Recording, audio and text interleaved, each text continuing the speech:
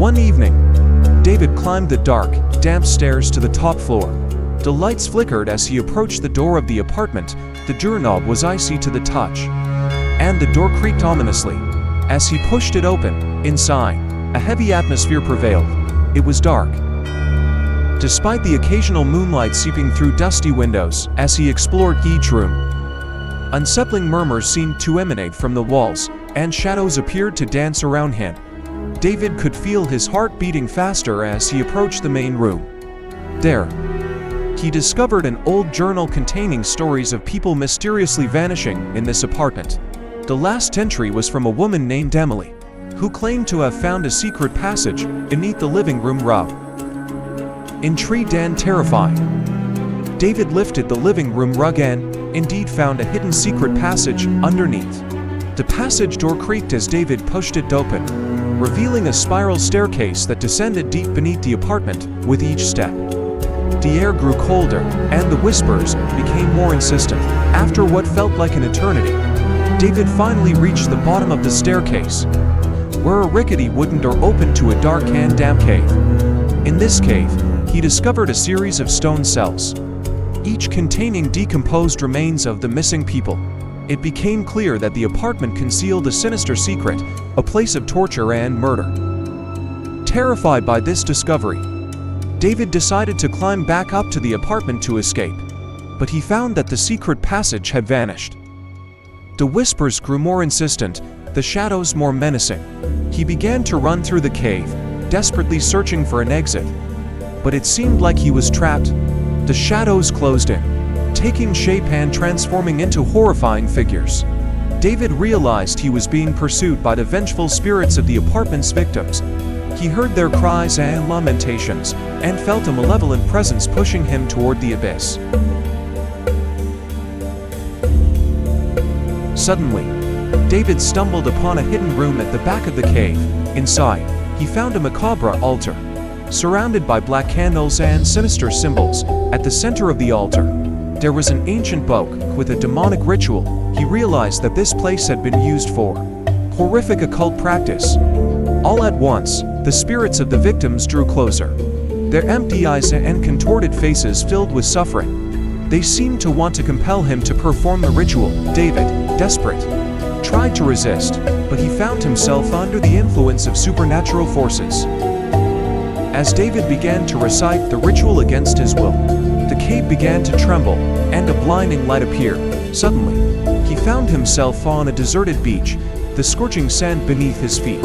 The spirits disappeared, and he realized he had been transported to a different place. He walked along the beach, searching for an escape. In the distance, he saw a familiar silhouette. It was Emily, the woman whose journal had led to this terrifying discovery. She explained to him that they were trapped on a cursed beach, condemned to wander for eternity as punishment for their sins. As night fell on the beach, David realized he was condemned to share the fate of those who had perished in the haunted apartment. The cursed beach had become his new hell, a place of eternal suffering and despair. And so, the terrifying story of David came to an end, swept into a whirlwind of mystery, horror, and curse that sentenced him to an endless existence on the cursed beach.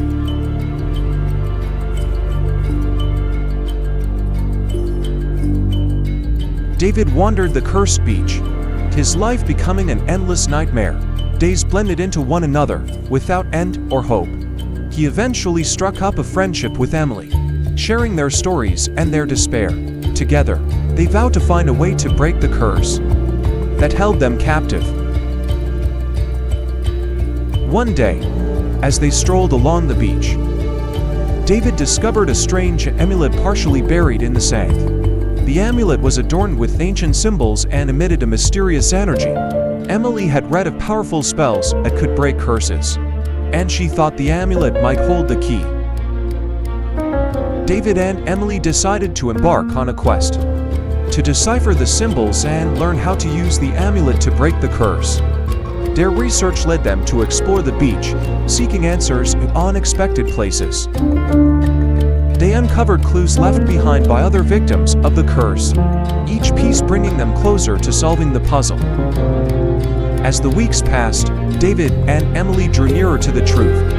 They discovered that the amulet was connected to an ancient local legend, a tale of sacrifices and redemption. To break the curse, they had to return the amulet to the place from which it had been stolen, and perform a complex purification ritual. As David and Emily prepared for the ritual, the malevolent spirits of the beach relentlessly harassed them. Trying to prevent them from breaking the curse, they faced terrifying visions, threatening voices, and supernatural manifestations, yet their determination remained unshaken. The day of the ritual finally arrived, and David and Emily stood before the makeshift altar, the amulet within reach. They recited incantations, calling upon higher forces to aid them in their quest for redemption. The malevolent spirits raged, but the amulet emitted a brilliant light that pushed them back. Suddenly, a powerful wind arose, carrying away the malevolent shadows. A piercing scream echoed on the cursed beach. Then calm descended. David and Emily knew the ritual had succeeded. They looked at each other, relief filling their eyes. The once tormented beach was now at peace. They knew the curse had been broken, and they could finally regain their freedom. They held hands and gazed at the horizon, where a new day was dawning, full of hope and promise. David and Emily left the beach together, leaving behind the memories of horror and suffering. They had found redemption and freedom, and they had learned that even in the darkest places, there was always a glimmer of hope. They started a new life, determined to fully embrace each moment. Grateful for the second chance they had been given, the cursed beach had become a legend, a warning about the consequences of greed and cruelty. But for David and Emily, it was the place of their rebirth. And so ends this tale, a story of terror, courage, redemption, and hope, proving that even in the deepest darkness, light can shine again. Having successfully broken the curse that held them captive on the cursed beach, David and Emily decided to return to normal life. The mysterious amulet that had played a crucial role in their liberation was now in their hands. They didn't know exactly how it worked, but they were determined to discover its power. Over time, David and Emily continued to study the amulet, seeking clues in the ancient inscriptions and symbols engraved upon it. They consulted an occult scholar who helped them understand that the amulet possessed extraordinary powers related to protection and purification. With time, they mastered the art of the amulet, using its powers to assist others and repel dark forces. David and Emily had found a new purpose in their lives, that of helping those in need of liberation and redemption. They traveled the world, visiting haunted places, cursed houses, and locations marked by ancient curses. They used the amulet to purify these places and free tormented souls. Their acts of kindness and compassion brought them immense satisfaction. They knew that their own experience on the cursed beach had been the catalyst that drove them to become soul healers. Their reputation grew, attracting the attention of many seeking redemption. While on a journey in an old European castle, David and Emily faced their greatest challenge. They discovered an ancient crypt haunted by a malevolent entity of terrifying power. Despite their expertise and the amulet, this entity was too powerful to be subdued. They knew they had to push themselves to succeed. They underwent purification rituals, prepared mentally, and sought the help of all protective forces at their disposal. The ensuing battle was epic, a struggle between light and darkness. After a fierce battle, David and Emily managed to weaken the malevolent entity. They encircled it with the amulet, using its purifying power to banish it from the crypt. The entity let out a piercing scream as it was pushed back into the depths of the darkness from which it had come. David and Emily knew that this victory was the most significant of their careers as soul healers. They had triumphed over the darkness, saving tormented souls and bringing peace to a place once cursed. Their determination, compassion, and the power of the amulet had led them to complete redemption. Following their triumph over the malevolent entity, David and Emily continued their mission as soul healers, bringing light wherever darkness settled. They knew that life had led them to a path of redemption, and they were determined to make it their vocation. Their story became legendary, a source of inspiration for those seeking redemption and light amidst darkness. Their love, compassion, and the mysterious amulet became symbols of hope for all who battled against the forces of evil. And so, this story concludes. A tale of terror transformed into a quest for redemption, mysterious power, and love that triumphs over darkness. David and Emily had found redemption, but they had also discovered a mission that gave meaning to their existence.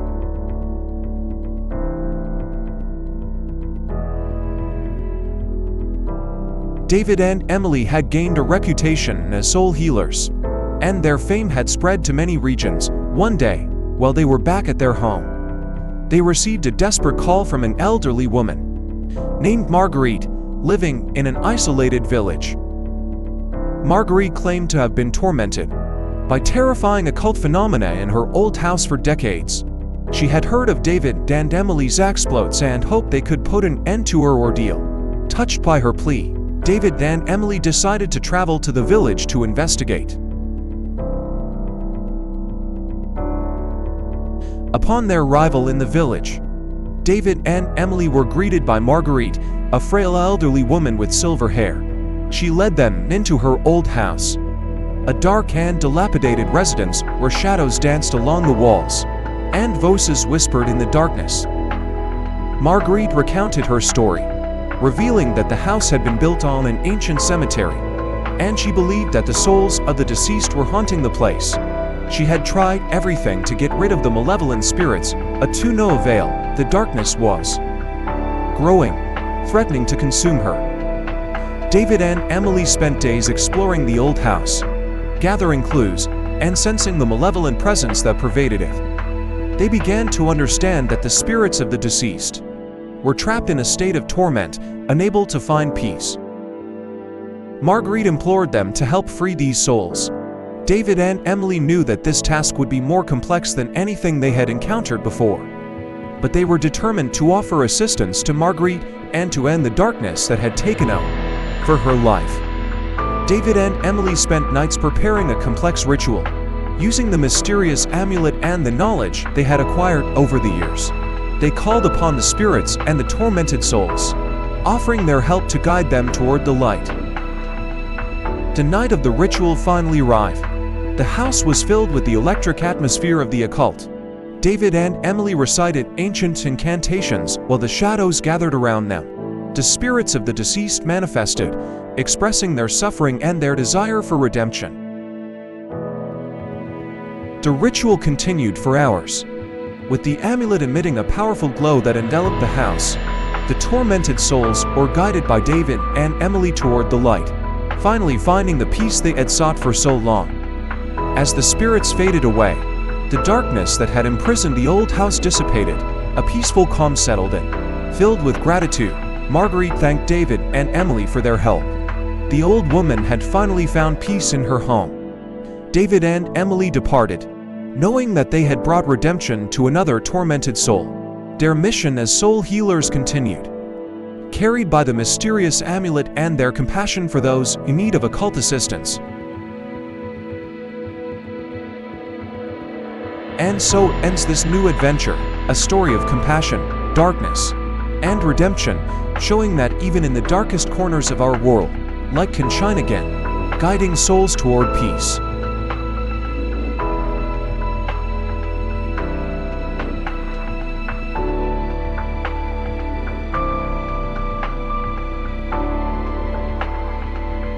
After helping Marguerite find peace in her old house, David and Emily embarked on a new quest. Drawn by a mysterious force they had been feeling for some time, this force led them to a remote Indian reservation, where they met a shaman named Wiyaka. Wiyaka had called upon them, claiming that his soul was threatened by a malevolent sorcerer, who sought to steal his shamanic powers and even his very soul. He had visions of darkness enveloping him, and knew he needed help to escape this menace. David Emily, and Wiyaka knew the malevolent sorcerer wouldn't let them free Wiyaka from his grip so easily. They embarked on a quest to track the sorcerer, searching for clues, consulting ancient texts, and preparing mentally for the impending battle. During their search, they discovered that the sorcerer was driven by an insatiable desire for power, and was willing to use dark magic to achieve his ends. He had already stolen the souls of several shamans, condemning them to a life of suffering. When they finally located the sorcerer's lair, a sinister confrontation ensued. The sorcerer proved to be a formidable adversary, manipulating darkness and casting powerful spells in an attempt to seize Wiyaka's soul. David, Emily, and Wiyaka fought with determination, using the amulet and the knowledge they had acquired to counter the sorcerer's attacks. An epic battle between the forces of light and darkness unfolded, illuminating the night with their incantations and mystical powers. Ultimately, after a fierce struggle, the sorcerer was pushed back and deprived of his ability to steal the souls of others. He realized the extent of his wrongdoings and the consequences of his malevolent actions. David and Emily offered him a chance of redemption. The sorcerer accepted, repenting for his wicked behavior.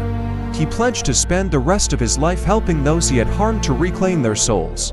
He joined David, Emily, and Wiyaka in their mission as soul healers, seeking to bring light and peace to those plagued by darkness. After mending the sorcerer's misdeeds and saving Wiyaka's soul, David, Emily, and Wiyaka resumed their mission, fueled by a renewed belief that even the darkest of souls could find redemption.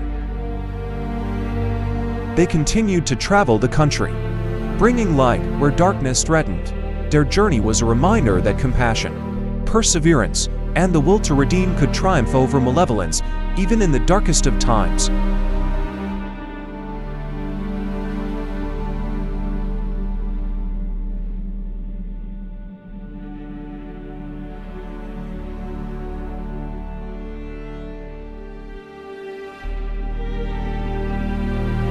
After defeating the malevolent sorcerer and saving Wiyaka's soul, David, Emily, and the sorcerer sought peace in the Indian reservation. However, one evening, as the moonlight bathed the landscape, a mysterious shadow materialized.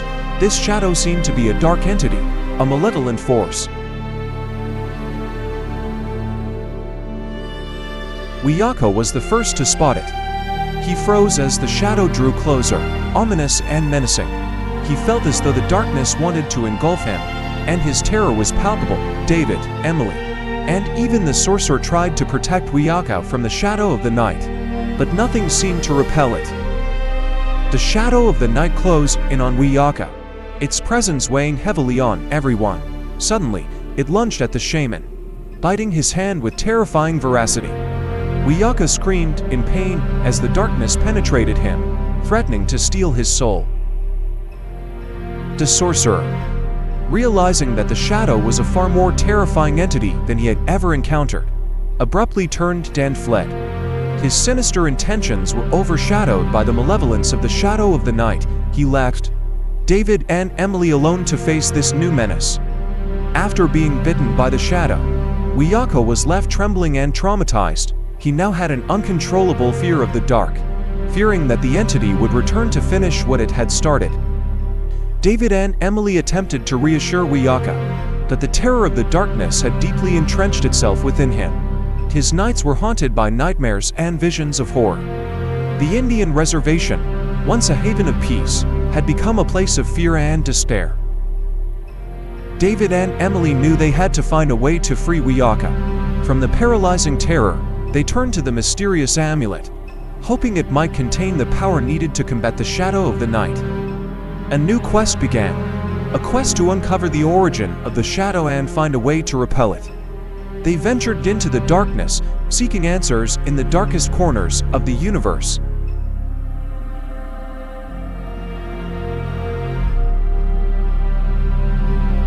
Eventually, David and Emily uncovered the secrets of the shadow of the night.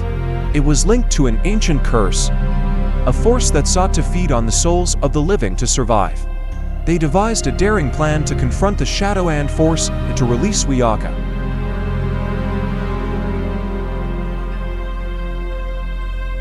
The final confrontation was an epic battle between light and darkness, with the mysterious amulet as the primary weapon. Incantations were recited, mystical powers were deployed, and the shadow of the night was pushed far away from Wiyaka.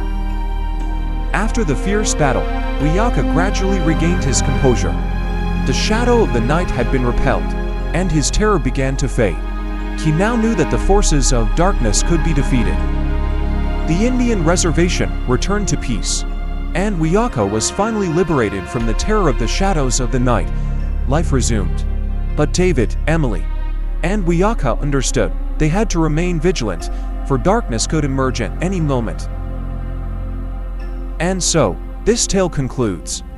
A story of terror and the struggle against dark forces, but also a story of redemption and courage. The characters discovered that even in the heart of darkness, light can shine again, offering the possibility of redemption and peace.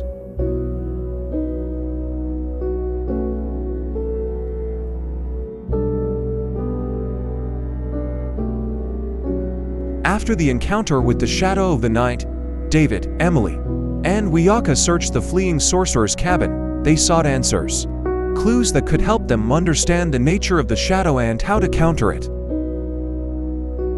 That's when David found an old, dusty book buried on a dark shelf in the cabin. The book bore the title The World of Shadows, Invocation and Powers of Darkness.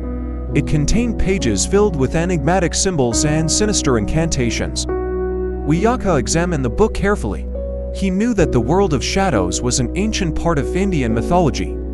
A legend passed down through generations. It told the story of a parallel world, a realm of darkness inhabited by malevolent entities and tormented spirits.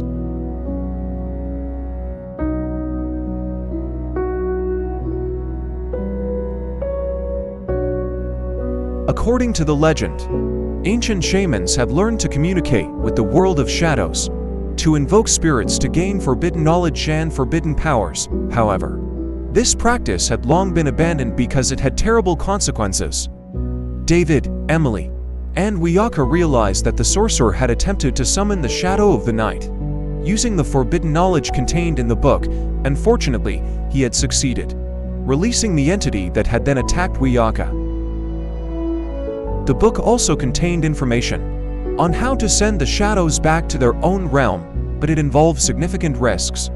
To protect Wiyaka and prevent him from falling under the influence of the darkness again, David and Emily decided to destroy the book, hoping it would never fall into the wrong hands again. The Book of Shadows was reduced to ashes, and the forbidden knowledge disappeared forever. David, Emily, and Wiyaka knew that the world of shadows remained a mysterious and powerful force, but they had learned that light could triumph over darkness, even when forbidden secrets were revealed. They resumed their mission as soul healers, offering light and redemption to those plagued by dark forces. Their journey was a lesson in courage, determination, and compassion, and they knew their mission would lead them to new challenges and discoveries. And so, this story concludes, a tale of darkness and light, forbidden knowledge and redemption. David, Emily, and Wiyaka had overcome trials and had found the promise of light, ready to face whatever the future held for them.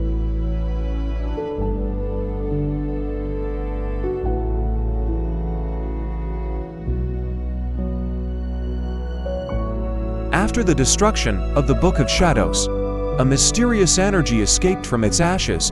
This energy swirled through the air, seeking a new form to anchor itself in. It insinuated itself into David's consciousness, penetrating his mind and merging with his soul.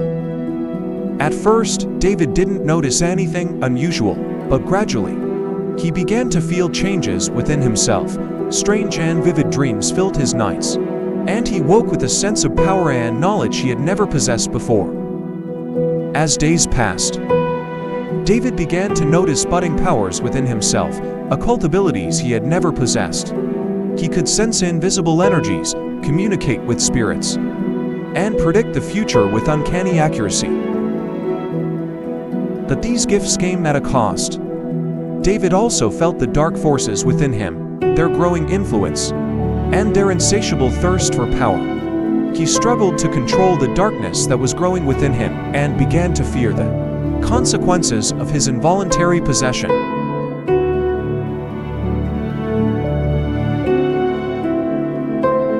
One night, while he was sleeping, David had a strange and disconcerting dream. He found himself in the middle of a barren landscape. Illuminated by a gloomy glow, a silhouette appeared before him, that of an Apache man, marked by wisdom and time. The Apache man spoke to him in an ancient language, recounting the tale of an individual who had once imprisoned both light and shadows within himself, gaining powers beyond comprehension. This person had managed to manipulate occult forces, but had ultimately been overwhelmed by them. David realized that this Apache legend described what was happening to him. The man had shown him a troubling truth. He was following the same path as the one who had once lost his soul to darkness. Worried about his transformation, David sought out the shaman, Wiyaka, to explain what was happening to him. The shaman greeted him with concern, sensing the dark forces emanating from David. David revealed his possession by the shadow of the night, and how it had bestowed upon him occult powers and knowledge. The shaman was torn between curiosity and worry, wondering whether he should help David harness these powers or assist him in breaking free from the shadow's influence.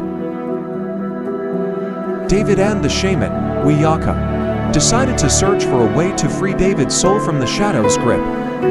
They knew this would be a perilous quest, as the darkness wouldn't easily be repelled. The next step in their adventure would take them into uncharted territories of the occult, where the forces of light and darkness vied for control over David's soul. They prepared for an inner and outer struggle for redemption and liberation, where David's fate hung in the balance.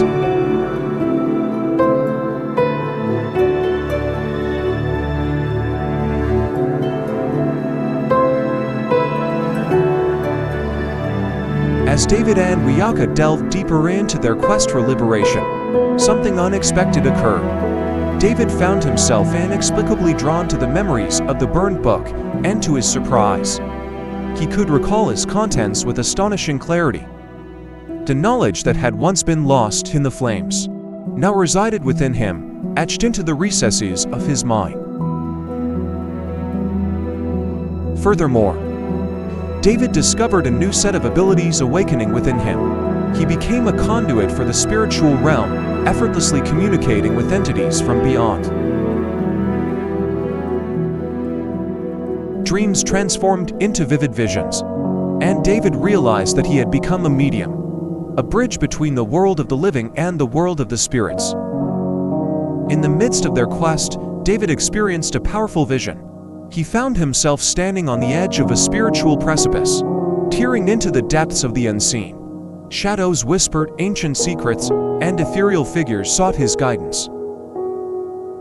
In this vision, David saw glimpses of an ancient Apache ritual, a ceremony designed to commune with the forces of both light and darkness. It became clear that his newfound abilities as a medium were intricately connected to the age-old practices of his ancestors. As David grappled with his evolving gifts, he sought guidance from Wiyaka, the shaman, initially cautious, recognized the significance of David's mediumistic abilities. Together, they delved into the spiritual practices of the Apache, seeking ancient wisdom to navigate the complexities of the spirit world. Wiyaka shared tales of other mediums who had walked the path between the realms, emphasizing the importance of balance and respect for the forces at play. David learned to harness his newfound powers with reverence, understanding that the boundary between light and darkness was delicate and required careful navigation. In their continued journey, David and Wiyaka encountered challenges that tested the limits of their spiritual prowess. Shadows manifested in unpredictable ways, and David was called upon to use his mediumistic abilities to discern their intentions. The dance between shadows and light became a delicate art. David learned to interpret the whispers of the spirits, distinguishing between malevolent forces and those seeking guidance or redemption. His unique connection with the burnt book allowed him to draw upon ancient rituals to protect against the encroaching darkness. As David embraced his destiny as a medium, the boundaries between the physical and spiritual worlds blurred. He became a beacon of light, guiding lost souls towards redemption and understanding. Wiyaka stood by his side, offering support and wisdom as they faced the intricate dance of shadows and light together.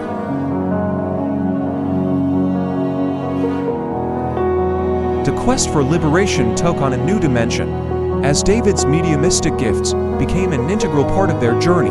The ancient Apache legends, once obscured in mystery, now guided them towards a profound understanding of the intricate tapestry that connected the realms of the seen and unseen.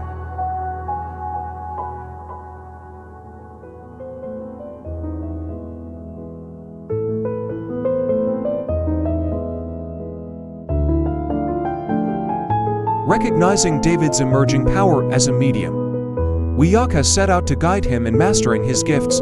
They withdrew to a sacred place where Wiyaka, entering a deep trance, attempted to teach David how to transcend the limitations of the physical world. Through ancient chants and incantations, Wiyaka shared his age-old knowledge, revealing to David the techniques to open his mind to spiritual energies. Guided by the shaman's teachings, David embarked on a journey toward a deeper mediumistic transcendence. As David and Wiyaka delved deeper into the mysteries of mediumship, the malevolent sorcerer, believed to be defeated, unexpectedly made his return. He appeared before them, humbled and pleading, claiming to have changed and eager for redemption. The sorcerer explained that a man from the town had fallen victim to a malevolent entity, a devouring shadow, that had stolen his soul. Begging for David and Wiyaka's assistance, he sought their help in freeing this man from the clutches of darkness. Intrigued by the sorcerer's plea, David and Wiyaka agreed to help. Together, they ventured into the town where the shadow had left its mark. The streets were shrouded in suffocating darkness, a sign that the malevolent entity had taken root. Guided by the sorcerer, they approached the victim and men haunted by nightmares and consumed by shadowy aura. David felt the oppressive presence of the shadow, a voracious force seemingly determined to devour all light within him.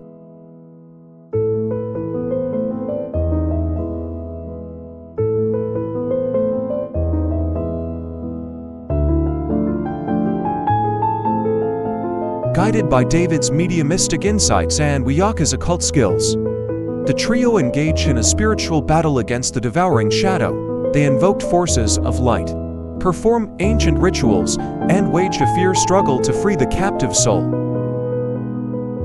The shadow, however, resisted with disconcerting ferocity. It created deceptive illusions, attempted to overwhelm the defenders with nightmarish visions. But David, guided by his mediumship training, remained resolute in unveiling the truth hidden behind the veil of darkness.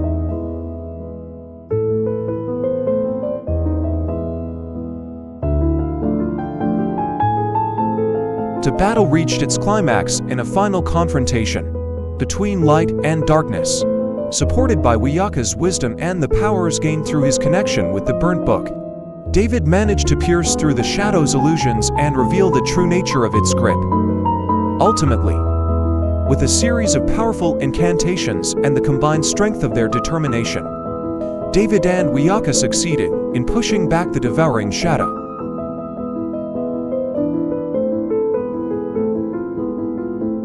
And thus concludes this part of the story. A journey of mediumship and confrontations with the forces of darkness.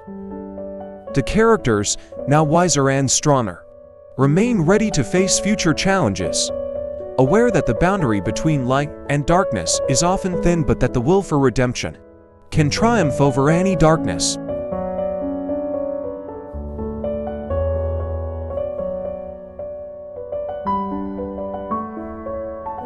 Despite their victory over the devouring shadow, a heavy atmosphere settled over the town. Shadows, once concealed, began to insidiously stretch into the corners. Silently sliding through narrow alleys, an unspeakable malevolence seemed to seep into every crevice, creating a palpable sense of terror. David, Wiyaka, and the sorcerer felt a growing unease, as if something incomprehensibly dark was watching them from the shadows. Nights became nightmarish episodes, haunted by indistinct murmurs and distorted visions. David's dreams transformed into an inextricable labyrinth of nightmares. He found himself haunted by indistinct silhouettes, faces contorted by suffering, and sinister whispers that seemed to murmur prophecies of doom. Wiyaka, delving into more frequent trances, was tormented by apocalyptic visions where ethereal shadows danced with ferocious madness. Their connection with the beyond had opened a door they could not close, exposing their souls to unsuspected horrors. One evening, as the moon's glow dissipated into darkness, a haunting voice resonated in David's mind. It was a raspy whisper, a call from the abyss itself. The voice seemed to know his deepest fears, unveiling hidden truths in the shadow of his being. Wiyaka, also struck by this demonic call, sensed that something sinister was awakening. The lurking shadows began to murmur forgotten names and ancient curses, stirring forces that should never have been disturbed. Guided by an unseen force, David, Wiyaka, and the sorcerer were led to a place forgotten for centuries, in a gloomy cemetery. They discovered an ancient altar adorned with obscure symbols.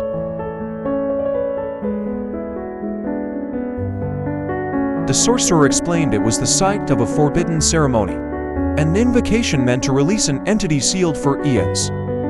Their instincts screamed for them to turn back, but a darker force urged them forward. The ceremony commenced, and the shadows around them began to stir, taking on tangible and menacing forms.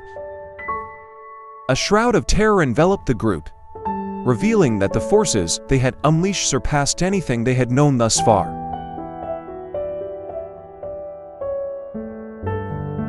The released entity, a demonic shadow with indistinct contours, emerged from the darkness. Its presence was oppressive, radiating an aura of doom that swallowed any light. The shadows themselves seemed to bow before this malevolent force, acknowledging its superiority.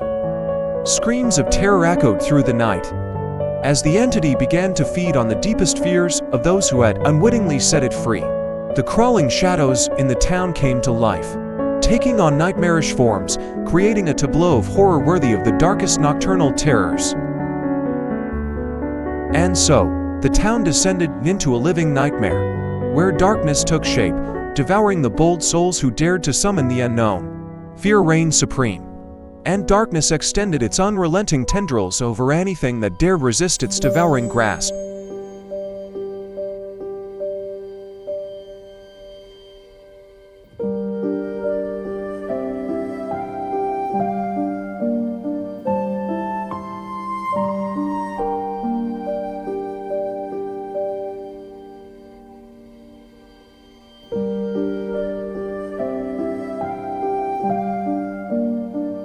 The town plunged into a funereal silence, disrupted only by inhuman murmurs and insidious whispers. Once lively streets were now immersed in a darkness so profound it felt tangible. Shadows, having gained a life of their own, slithered along the walls, infiltrating the slightest crevices. David, Wiyaka, and the sorcerer wandered through this waking nightmare, their minds shrouded in unspeakable terror. The dull thuds of their hearts seemed to be the only audible sound, each step resonating like a fateful echo in this tapestry woven by darkness. Madness-infused shadows took on bizarre forms. Contorting in a demonic dance, distorted faces sporadically emerged, each bearing the expression of incarnate terror. David felt unseen eyes on him, faceless gazes scrutinizing his soul with malevolent eagerness. Wiyaka, usually stoic, seemed haunted by invisible presences. He muttered warnings of forgotten language, warnings even the sorcerer couldn't comprehend. Every street corner hid a new horror, every shadow seemed to harbor an unspeakable threat. As they pressed forward, horrifying illusions assailed them. Nightmarish shapes danced at the periphery of their vision, withdrawing whenever they turned their gaze. Spectral voices murmured promises of eternal torment, playing with their fragile psyches. David sensed the weight of tormented souls. Seeking refuge within him, the whispers intensified, forming a lugubrious concert that resonated in his tortured mind. Every street corner was a new descent into the abyss. Every step brought them closer to the unsuspected horror. The group finally reached the town's central square, where a darkness thicker than ever seemed to reign. A spectral portal opened before them, revealing an unspeakable vision of horror. Distorted silhouettes stretched in a macabre dance, forming a circle around a black and ominous figure. The entity they had unleashed stood at the center, its devouring shadow extending in all directions. Cries from captive souls echoed, filling the air with a cacophony of pain. The sorcerer, paralyzed with fear, finally understood the magnitude of the catastrophe he had unleashed. The entity, sensing their presence, turned its eyeless gaze toward them, shadows twisted, taking on demonic forms that seemed to feed on the fear emanating from their victims. The sorcerer, desperately terrified, attempted to recite incantations to reverse the spell, but his words were drowned out by cavernous laughter. Wiyaka, drawing from his last reserves, attempted a final protective incantation. However, even his power seemed to falter before the devouring might of the shadow. David, on the other hand, felt an unseen force pulling him towards the entity, as if his own nightmare was coming to life. The shadows converged, enveloping the trio in a whirlwind of darkness. The square, once familiar, became a theater of nightmares, where reality and illusion blurred. Cries from trapped souls reached a piercing crescendo, melding with the entity's insane laughter as it fed on their despair. And in this infernal symphony, the town itself seemed to dissolve into darkness, leaving the group plunged into an endless abyss. The ultimate terror awaited them, for what lay beyond this shadowy veil was nothing short of the absolute unknown, a realm where nightmares came to life.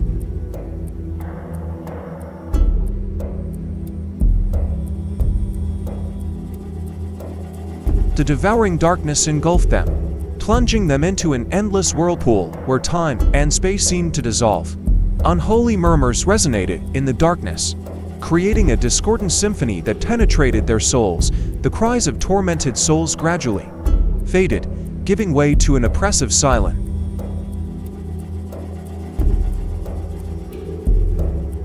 Within this abyss, indistinct forms materialized, nightmarish and contorted. Shadows escaped from a forgotten world, danced macabrely around them, stretching and contorting like specters eager for a new prey.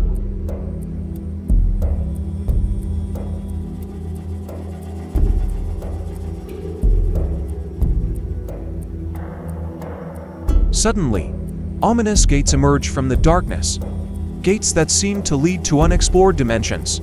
The patterns engraved on their surface were indescribably unsettling, revealing ancient symbols resonating with the black magic of immeasurable power. A frigid shiver ran down David's spine as the gates creaked open slowly, emitting a reddish glow that starkly contrasted with the surrounding darkness. An inhuman murmur seemed to emanate from the other side, a murmur that hinted at the promise of unspeakable horror. Through the gates, the entity emerged, its devouring shadows spreading like an oil still, its gaze, devoid of eyes but bearing malevolent intelligence, fixated on them. The accompanying shadows melded into it, merging into a terrifying symphony of demonic whispers.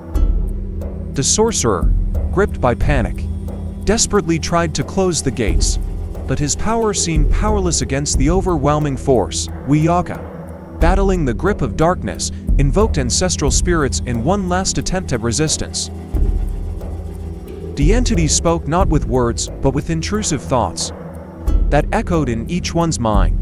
It offered a terrifying pact, a promise of boundless power in exchange for their souls. Shadows, like insidious serpents, began to infiltrate their minds, exploring the darkest corners of their thoughts. David, Wiyaka, and the sorcerer found themselves at a crossroads, faced with the temptation to succumb to this devouring darkness. Their own fears and desires haunted them, weaving a sinister web that threatened to engulf them completely. An oppressive silence enveloped the group, As they contemplated the ultimate choice before them, the gates to unexplored dimensions quivered, and the darkness pulsated with a morbid anticipation. The shadows, ravenous, stretched as if to swallow them whole. The sorcerer, shaken by fear, knelt, relinquishing any attempt at control. Wiyaka, resisting the encroachment of shadows, stared at the entity with fierce determination. David, torn between terror and temptation, felt his mind teetering on the precipice of the abyss. The gates creaked louder, tearing through reality and revealing a future steeped in unspeakable darkness. And as the group prepared to make their final decision, an eclipse of soul seemed to obscure the very essence of their being, plunging them into an abyss of eternal uncertainty. As they stood on the threshold of the unknown, a maddening descent unfolded. The gates widened, revealing realms where nightmares materialize into grotesque realities. Whispers of forgotten horrors echoed in the air, driving them to the brink of insanity. Reality itself seemed to warp and twist, contorting into nightmarish landscapes. Faces of tortured souls materialized from the shadows, each one bearing the agony of 1,000 lifetimes. The very fabric of their sanity unraveled as the boundaries between dream and reality dissolved. In the heart of the abyss, time lost its meaning, and the concept of self became a fleeting illusion. The shadows, once mere companions, now threatened to consume every trace of individuality. The group, intertwined with the very essence of darkness, faced a descent into an eternal void. Unearthly howls reverberated, a cacophony of despair that seemed to merge with their own tortured screams. The shadows, now sentient entities, whispered malevolent secrets and ancient curses. Each step deeper into the abyss intensified the existential dread that gripped their souls. And so, within the consuming maw of the abyss, the fate of David, Wiyaka, and the sorcerer hung in the balance, a harrowing journey into the unknown, where the line between damnation and salvation blurred into an indistinct, eternal nightmare.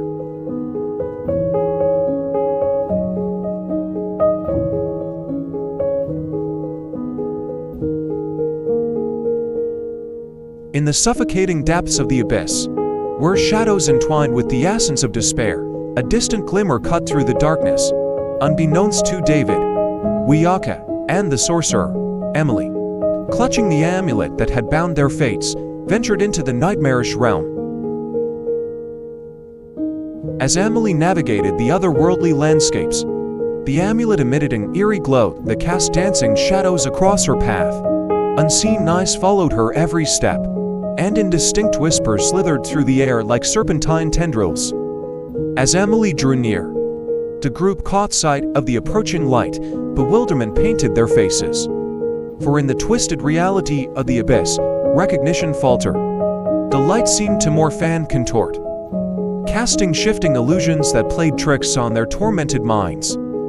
An unsettling unease settled among them, the shadows conspiring to deceive their senses. The whispers grew more insidious, intertwining with their thoughts, sowing seeds of doubt and paranoia. A distorted figure emerged from the approaching light, and uncertainty gripped their hearts.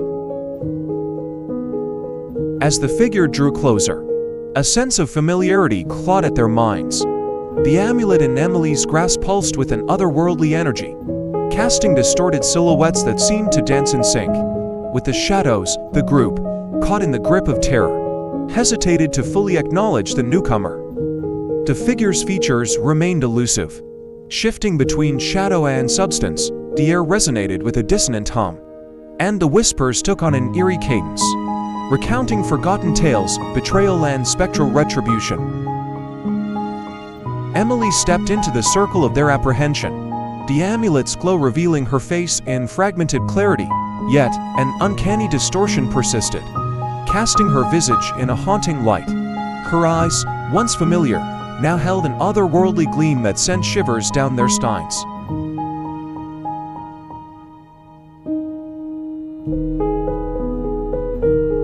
The shadows, responding to Emily's presence, cold and contorted in unnatural patterns, the whispers transformed into ghostly echoes, narrating tales of a past long buried.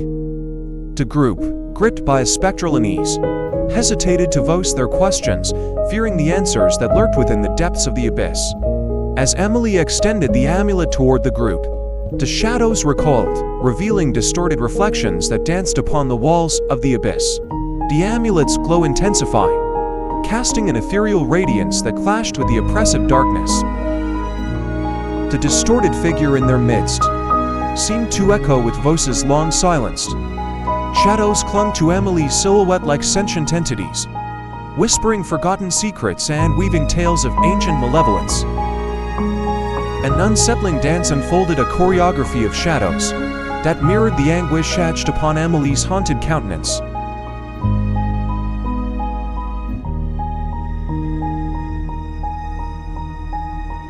The group, torn between relief and trepidation, hesitated to embrace Emily's presence fully.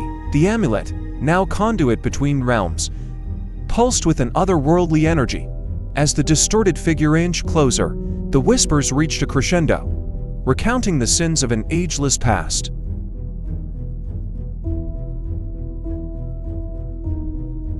Emily, caught in the dance of shadows, seemed both a vessel of salvation and a harbinger of impending doom. The abyss, unfazed by the presence of the amulet, seemed to hunger for the collective fear etched on their faces.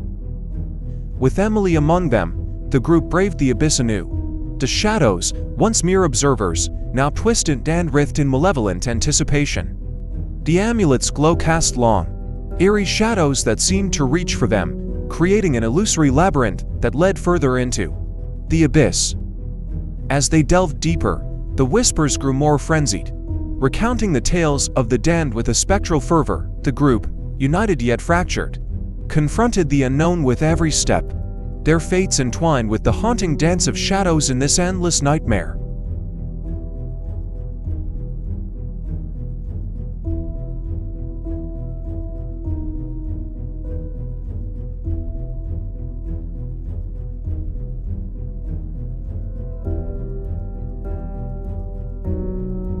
In the heart of the abyss, where the grip of shadows seemed to tighten its hold, the group, now accompanied by Emily, continued their journey through this nightmarish realm. The murmurs of tormented souls reached a new crescendo, intertwining their voices in a dissonant symphony. The sorcerer, his eyes gleaming with demonic lust, fixated on the amulet in Emily's hands. An evil glimmer emanated from him, a dark ambition that betrayed his occult intentions. The shadows danced around him, seemingly bowing to his corrupted will. Emily, sensing the sorcerer's greedy gaze, instantly understood the danger. Her survival instinct sharpened, and a fierce determination ignited in her eyes. The shadows, silent witnesses to the escalating tension, seemed ready to bend to the will of whoever would master the amulet. The sorcerer, with a quick and demonic gesture, reached out to seize the amulet. However, Emily, propelled by an obscure force pulsating within her, retaliated with a swift motion. Her fist struck the sorcerer with supernatural force, plunging him into the darkness of instant unconsciousness. A deafening silence fell upon the group as the sorcerer lay unconscious, his lifeless body sprawled on the gloomy floor of the abyss. The shadows, momentarily appeased, seemed to observe the scene with a mischievous attention.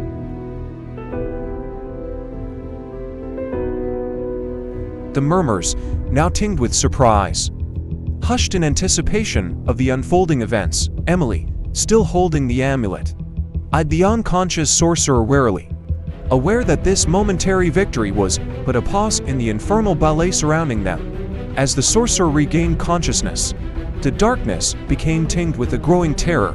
His eyes opened, revealing an even more intense malevolent gleam. The shadows, reanimated by his presence, began to writhe like hungry serpents.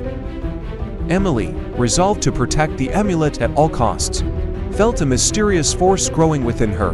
The murmurs transformed into ghostly moans, heralding an imminent confrontation between rival occult forces. The sorcerer, smiling with a maniacal grin, initiated a dark ritual in a long-forgotten language. The shadows stirred, responding to his call, dancing in a macabre choreography around him. Darkness seemed to bend to his twisted will, strengthening his grip on this ethereal realm. Emily, aware of the escalating danger, gathered her courage.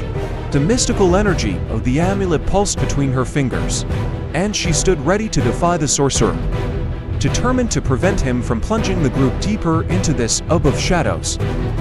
Suddenly, reality itself seemed to waver. As if the forces at play were tearing the fabric of existence, the outlines of the world blurred, revealing fissures in the tapestry of reality. The shadows, unleashed by the ritual, slithered through these fractures, taking on a more tangible form. The sorcerer, now invested with sinister power, looked up at Emily with a manic smile, the murmurs intensifying, forming a cacophony of tormented voices that echoed in the dark recesses of the abyss. And within this fracture of reality, the group found themselves plunged even deeper into the inextricable labyrinth of horror, where the boundary between terror and reality blur in an eternal dance with the shadows of the abyss.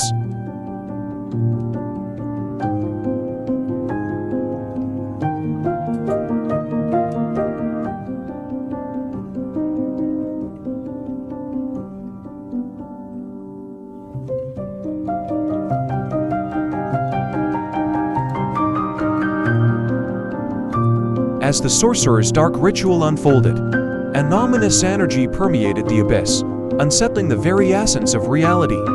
David, caught in the maelstrom of occult forces, began to undergo a transformation that sent shivers through the group.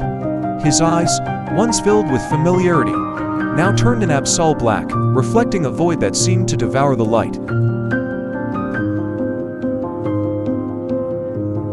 His body defied gravity, levitating above the ground, casting an eerie silhouette against the shadows that danced and writhed in response to the sorcerer's incantations. Emily, sensing the malevolent force enveloping David, approached cautiously, her heart pounding with trepidation.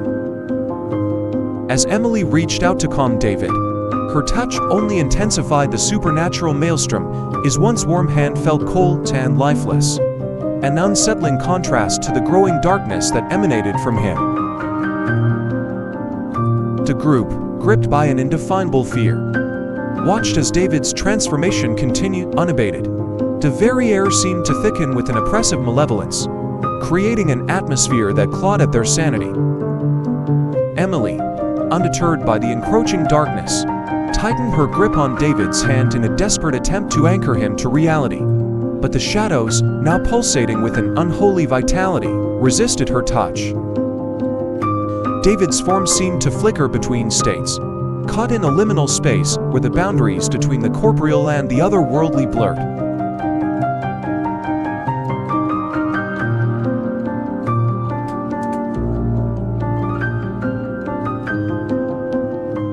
A voice, ancient and guttural, resonated from the depths of the abyss, proclaiming the arrival of an entity that transcended mortal comprehension. The air crackled with a palpable malevolence, as the forces of shadow and light collided in a cosmic struggle. In the nexus of this supernatural tempest, David's transformation reached a crescendo, his body convulsed with unseen energies, and his eyes glowed with an otherworldly luminescence that seemed to pierce through the very fabric of reality. Emily, now consumed by a mix of terror and determination, stood her ground, refusing to succumb to the encroaching abyss. The sorcerer, a mere spectator to the cosmic clash, realized that the forces he had unleashed were spiraling beyond his control. The abyss quivered as if acknowledging the emergence of an entity that defied the laws of the mortal realm. Suddenly, a force beyond human comprehension surged through David. His body, now a vessel for both shadow and light, radiated an aura of spectral majesty. The very air seemed to pulse with an arcane energy, as the abyss recoiled, awestruck by the birth of something that transcended the boundaries of mortal understanding. Emily, though still holding David's hand, felt the pulse of an unfathomable power coursing through her. The shadows, momentarily subdued, whispered of forgotten nightmares and ancient pacts. The sorcerer, owing to the entity born from the union of David's humanity, and the eldritch forces that now flowed through him. Emily, still tethered to David, found herself the epicenter of this cosmic revelation. The whispers grew louder, forming a cacophony of voices that spoke of prophecies and ancient truths. The sorcerer, humbled and terrified, realized that he had become an unwitting pawn in a game played by forces that transcended mortal understanding. As the entity within David radiated with an intensity that bordered on the divine and the profane, the very fabric of the abyss seemed to unravel. The boundaries between reality and nightmare blurred, and the group found themselves standing on the precipice of an absolute revelation that echoed through the corridors of eternity. The shadows, once malevolent and all-encompassing, now quivered before the sublime radiance emanating from David. Emily, still holding his hand, felt a surge of emotions, a fusion of terror, awe, and an inexplicable connection to a force that surpassed the limits of mortal understanding. In the looming silence, broken only by the ethereal echoes of the abyss, the group grappled with the harrowing realization that they were witnesses to an enigma that defied the very fabric of their existence. And as the entity within David continued to pulse, with an otherworldly resonance, the echoes of eternity reverberated through the abyss, leaving an indelible mark on the fabric of their souls.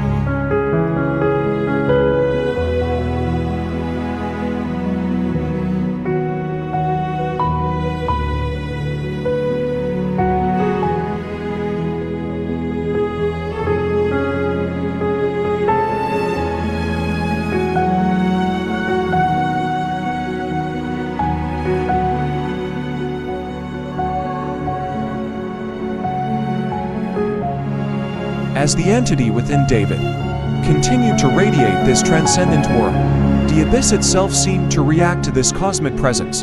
The once subdued shadows began to twist and meld into a macabre dance, creating unspeakable shapes that sent shivers down their spines.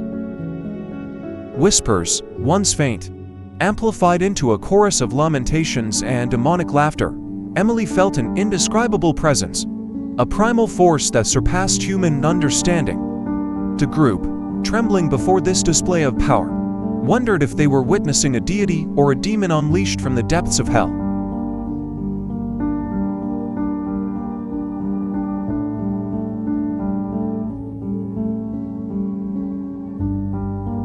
As the entity within David grew in power, a terrifying vision emerged from the shadows. A colossal eye, akin to that of a cosmic entity, formed at the center of the abyss. An evil gleam radiated from this eye, scrutinizing the group as if it perceived the darkest recesses of their souls. The ground trembled under the weight of this cosmic manifestation, and the shadows thickened, forming an impenetrable darkness. Emily, attempting to maintain her grip on David, felt that something immeasurable was observing their fragile reality with cosmic indifference.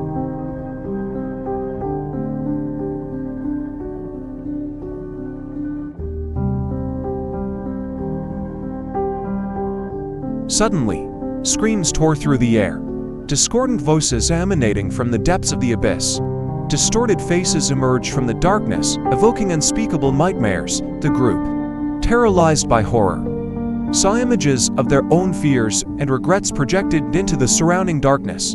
Emily, confronted by her inner demons, struggled to maintain her sanity. The screams morphed into demonic laughter, creating a symphony of terror that resonated through shattered dreams and troubled minds.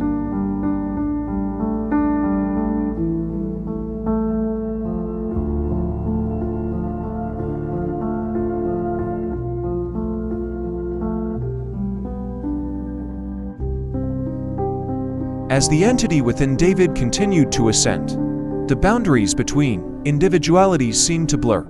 The group members felt a merging of their thoughts and emotions, creating a collective consciousness that plunged them into a terrifying introspection.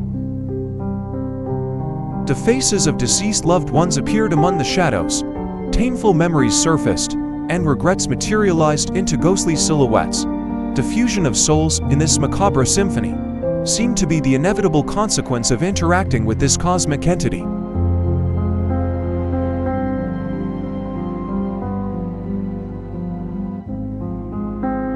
Suddenly, a blinding light erupted from the entity within David.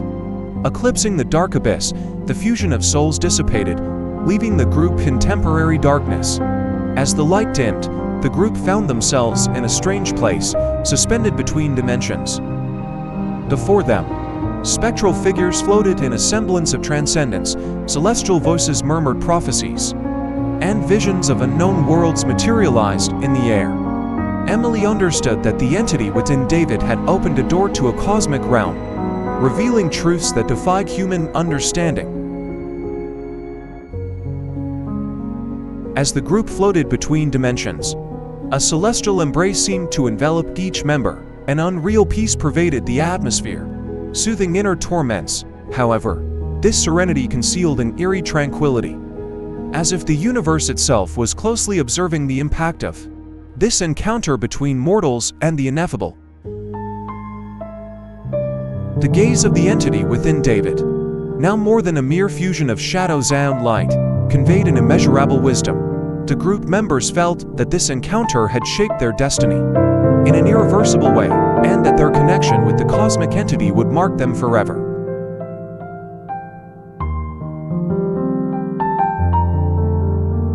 As the celestial embrace persisted, an indistinct shadow stretched before the group. A voice whispered riddles, evoking intertwined destinies and winding paths through the universe.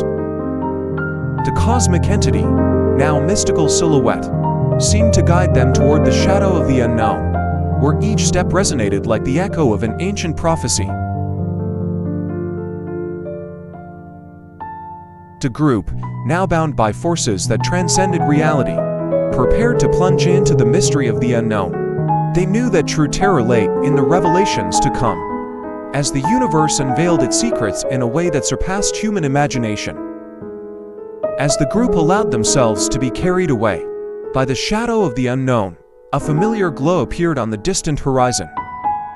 The entity within David, now an ethereal guide, led them toward a reality entwined with theirs. The celestial peace transformed into a sense of awakening, and the group found themselves back in the original abyss. The terror persisted, but it had evolved into an unsettling understanding.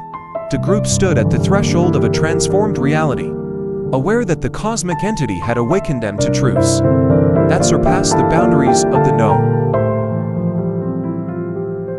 And as the abyss regained its apparent calm, a question lingered in each of their minds: what would happen next, now that the border between the real and the unthinkable had been irreversibly crossed?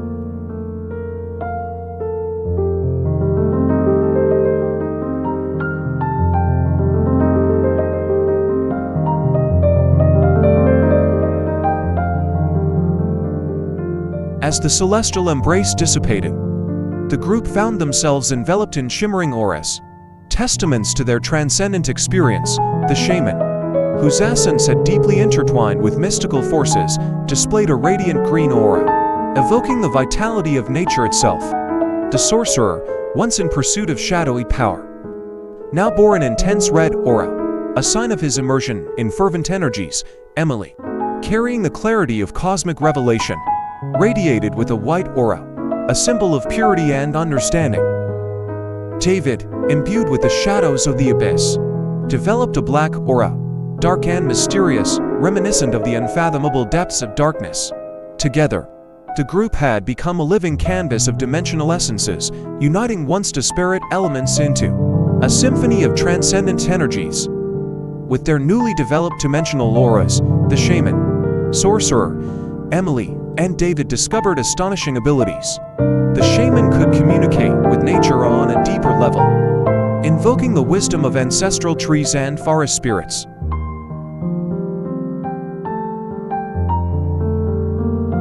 The sorcerer, freed from the darkness that haunted him, now mastered spells of fire and passion, channeling the fiery energy of his red aura. Emily, daring the white aura, gained an intuitive understanding of the mysteries of the universe, capable of soothing troubled spirits and distilling clarity. David, enveloped by the black aura, found that he could manipulate shadows at his will, an extension of the abyss residing within him. These newfound abilities opened up endless possibilities, transforming the group into an extraordinary team endowed with unique powers. As the group explored the facets of their newfound dimensional abilities, unexpected moments of comedy erupted. The shaman, with his green aura, had the ability to make plants bloom instantly and converse with animals, creating hilarious situations where birds and squirrels seemed to be his confidant.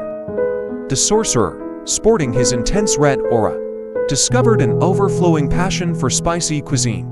His once shadowy potions transformed into exquisite dishes that amused the group, astonished to see the sorcerer channeling his love for spice into cooking rather than dark spells. Emily, with her white aura of cosmic understanding, became the humorous mediator, resolving disagreements with luminous wisdom, and David, with his black aura, created both comical and frightening illusions that made the group jump before bursting into laughter. As the group became accustomed to their new powers, David, inspired by his black aura, began playing pranks worthy of the abyss. Teasing shadows enveloped group members, creating comical illusions that elicited laughter and startled reactions. The shaman, walking in an enchanted forest, suddenly found himself surrounded by dancing plants. The sorcerer, attempting to concoct a potion, saw his ingredients transform into whimsical creatures making faces at him. Emily, meditating to find wisdom, was surprised by luminous visions of unicorns and rainbows. The Absol pranks became a source of joy for the group, strengthening their bonds while exploring the playful possibilities of their newfound dimensional gifts.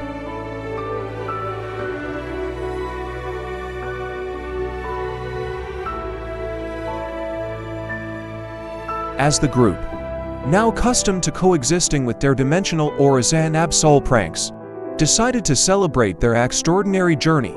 Together, they created a dimensional symphony, harmonizing their powers in a spectacle of lights, sounds, and comedy. The shaman made plants dance. The sorcerer conjured flames of vibrant colors. Emily illuminated the space with her soothing light, and David projected dancing shadows that followed the rhythm of the symphony. The shimmering auras blended in an explosion of colors and energies, creating a living masterpiece that transcended dimensions. The dimensional symphony symbolized not only the group's extraordinary journey through the mysteries of the universe, but also the strength of friendship forged in both darkness and light. As the symphony rose toward unknown skies, the group savored the present, aware that each note resonated with the promise of future adventures in the vast dimensional expanses that awaited them.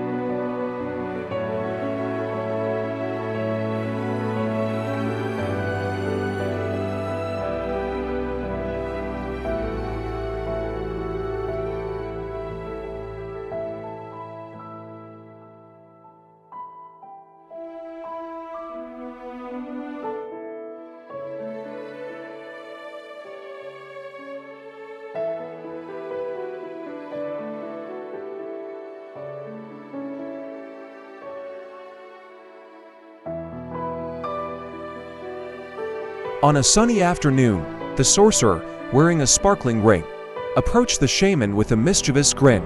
"Hey, dear shaman, have you ever seen a ring as magical as this one?" he asked, waving the ring before the shaman's fascinated eyes. Intrigued, the shaman observed the ring with fascination.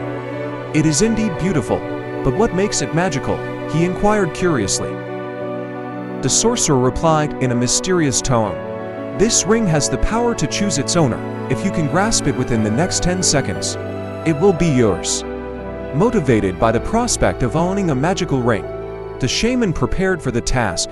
The 10 seconds began to tick away, and the sorcerer, with a sly smile, dropped the ring into the shaman's palm.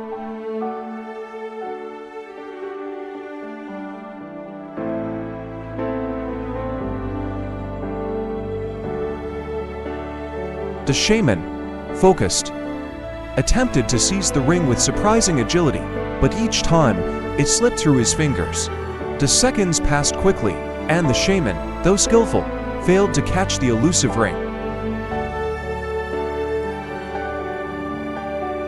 The sorcerer burst into laughter at the shaman's futile efforts.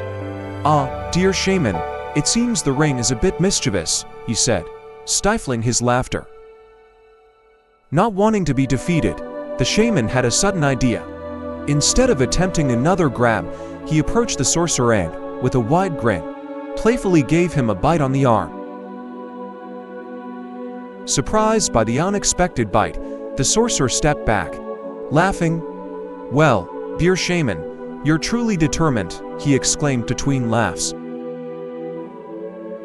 The shaman, pleased with his clever tactic, continued to playfully bite the sorcerer's arm while laughing heartily. Eventually, the sorcerer, in tears from laughter, stopped and exclaimed, all right, you've earned it." He removed the ring from his finger and handed it to the shaman. The shaman, satisfied with his comical victory, took the ring triumphantly. "Trickery, sometimes mightier than magic," he declared with a smile. The sorcerer, still laughing, added, "You're truly skilled. Dear shaman, consider this ring a gift from me, with the hope that it brings as much joy as your unexpected bite." The two friends then departed, laughing heartily, each carrying the memory of this comical ring quest that turned a simple joke into a moment of fun and camaraderie between the sorcerer and the shaman.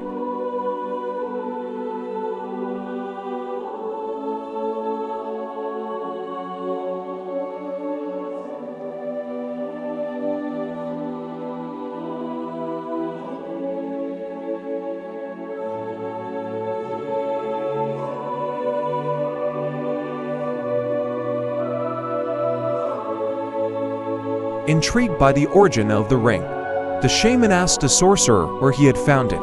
The mischievous sorcerer revealed that he had purchased it from an eccentric shop in the city. Suddenly panicked, the shaman insisted that the sorcerer immediately take him to this mysterious store. Amused by the shaman's reaction, the sorcerer agreed to lead him to the mentioned boutique. Upon arrival, the shaman was enthralled by the eclectic assortment of antiques.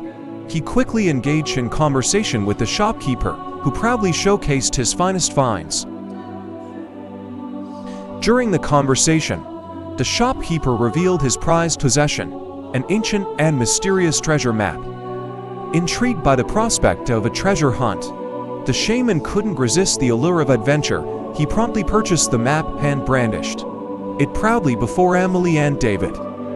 Excited about his new acquisition, the shaman explained to Emily and David the discovery of the treasure map. Together, they examined the winding lines and enigmatic markings that seemed to point to a hidden location. The idea of an exhilarating adventure tickled their curiosity, and they vowed to follow the map to uncover the mysterious treasure it promised. With the treasure map in hand, the group prepared for a new adventure full of surprises and discoveries. The shaman, the sorcerer, Emily, and David became companions of adventure, ready to face puzzles, challenges, and perhaps even a few dimensional pranks along the path of their treasure quest. Together, they embarked on the road to the unknown, eager to see what destiny had in store for them.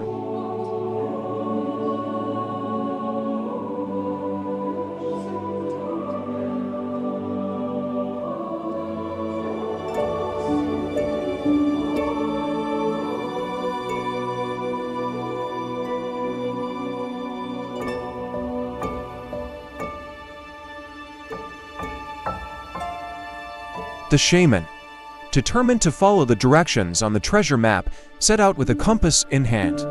Excited by the prospect of adventure, he decided that today was a good day to celebrate.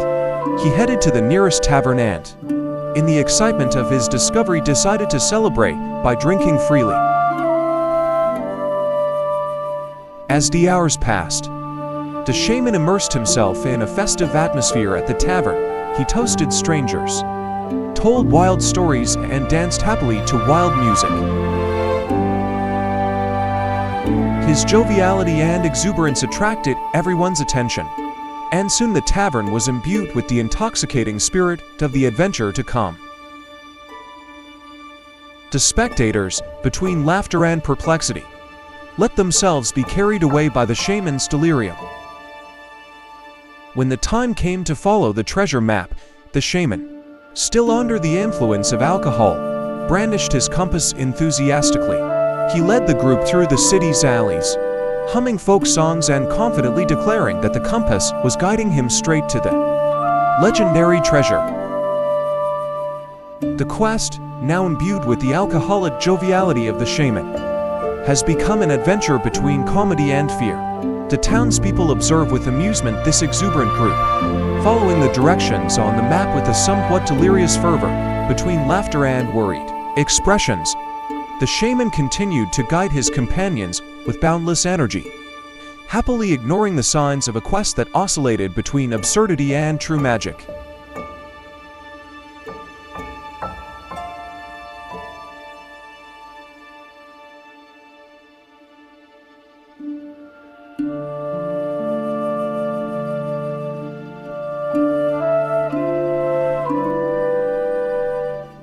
Guided by the treasure map, the group, still under the festive influence of the shaman, arrived at a mysteriously abandoned castle. The crumbling walls seemed to whisper forgotten tales, and the atmosphere was infused with an aura of mystery and antiquity. The shaman, still in the throes of alcohol-induced merriment, declared with overflowing enthusiasm that the legendary treasure must be inside the castle.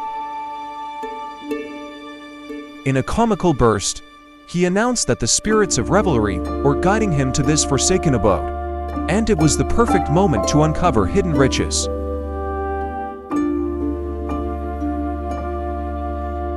The group entered the abandoned castle, with the shaman leading the way, wielding a compass that seemed to oscillate between the true north and a joyful northwest.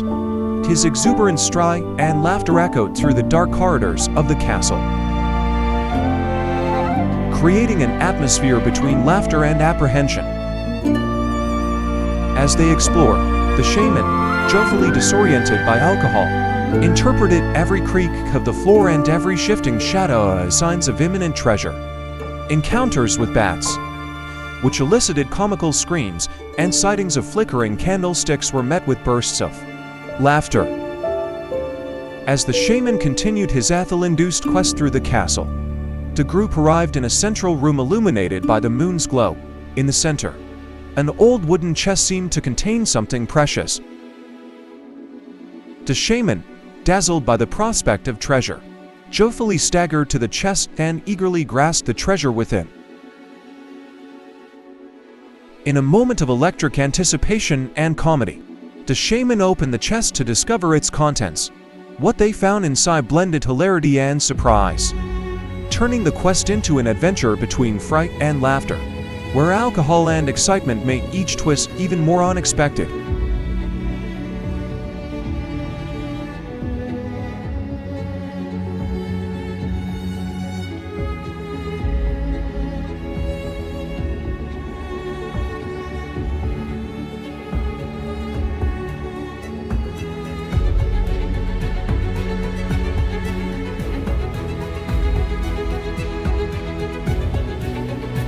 Inside the abandoned castle, the group discovered a new section of the map revealing intriguing directions. The path extended towards a dark cavern, then led to a mysterious boat promising to take them to a lost island. Faces aglow with excitement and the flickering candlelight, they decided to follow the next steps of their enigmatic quest.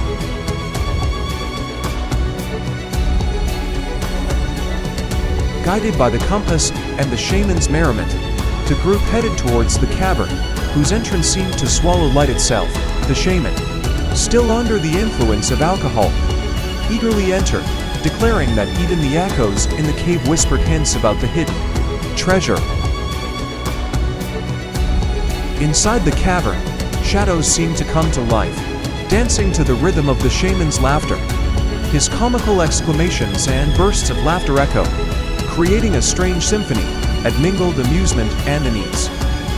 The rocky wall seemed to bear witness to the shaman's jovial stride and the mysteries he believed to uncover in every dark corner.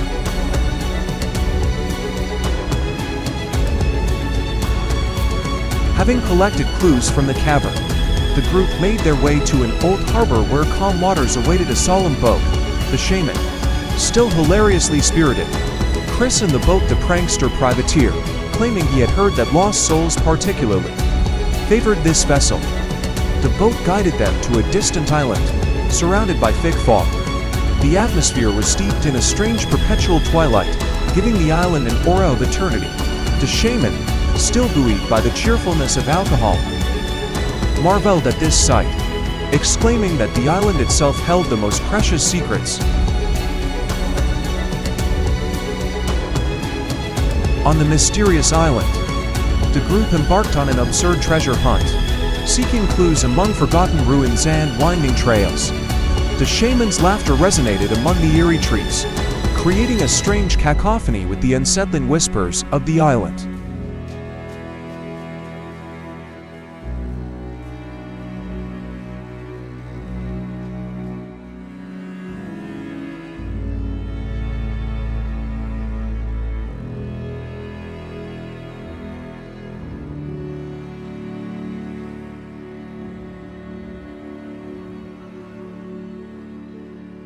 As the group explored the mysterious island, the shaman, still in his joyful state, suddenly stopped and pointed to a shaded trail.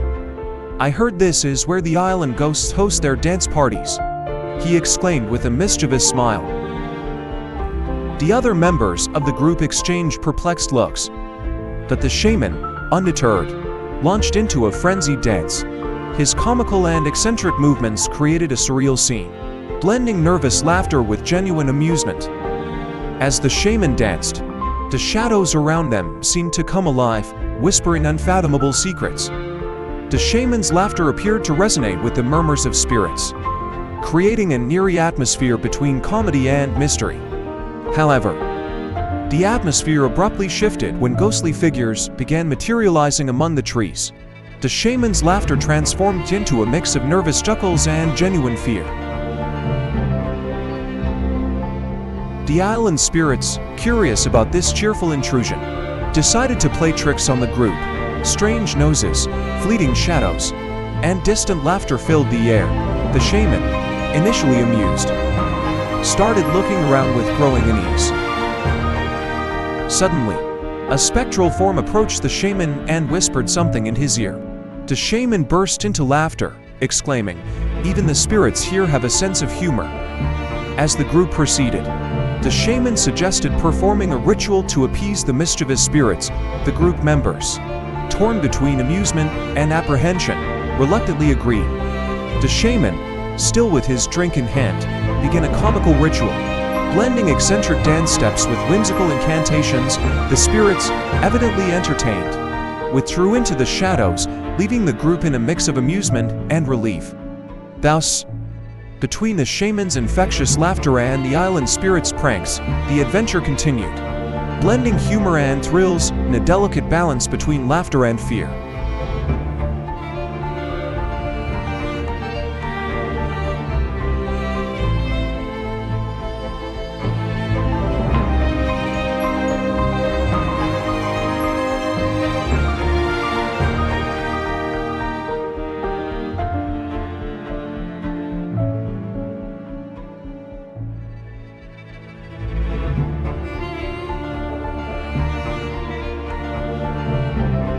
The group, after escaping the spirit's pranks, followed the map to a shaded cavern. The tension in the air was palpable as they ventured into the mysterious depths. The glow of the torches danced on the rock walls, creating dancing shadows that seemed to whisper warnings.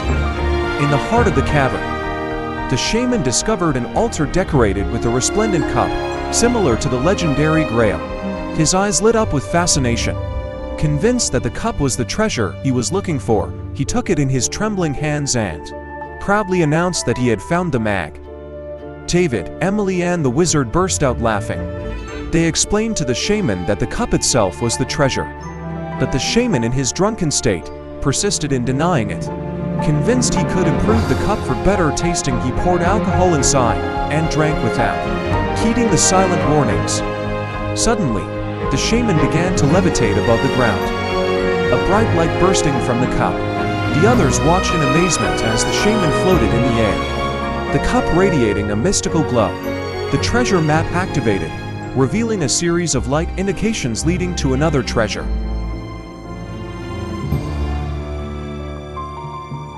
The sorcerer, intrigued, also wanted to drink from the cup. Likewise, a light burst from him, pointing to another path on the map. Emily and David followed the same ritual, each unveiling a complex path like a labyrinth, sinking into the dark meanders of the forest. The mystical paths revealed by the light of the cup led them through a dark labyrinth where menacing shadows seemed to move. The forest itself seemed to come alive, an eerie murmur slipping between the trees.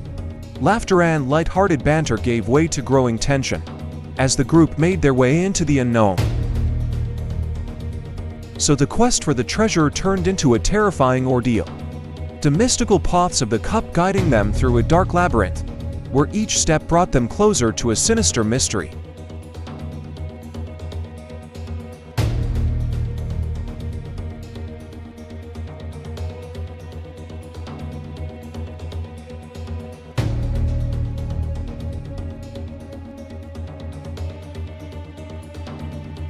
The shaman, still radiant with the mystical glow of the cup, solemnly explained that the true power of the artifact lay in its ability to reveal the path to the inner treasure hidden deep within each person's heart.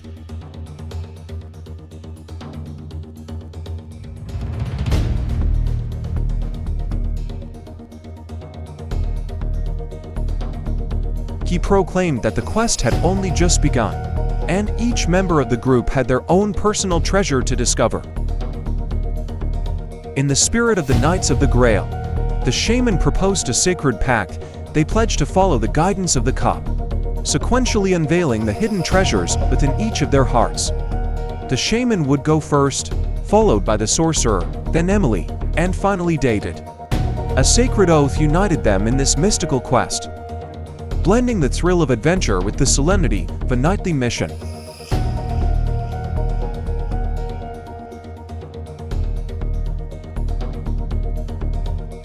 The companions looked at each other with a shared determination.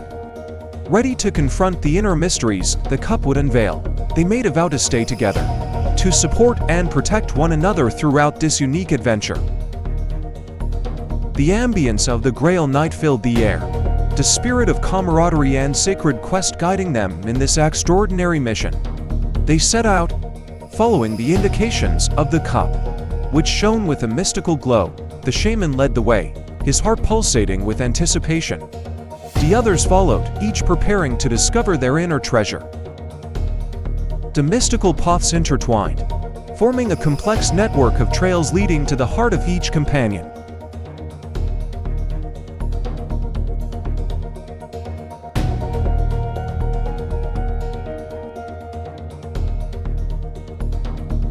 In the darkness of the forest, the sacred alliance of the Grail companions was forged.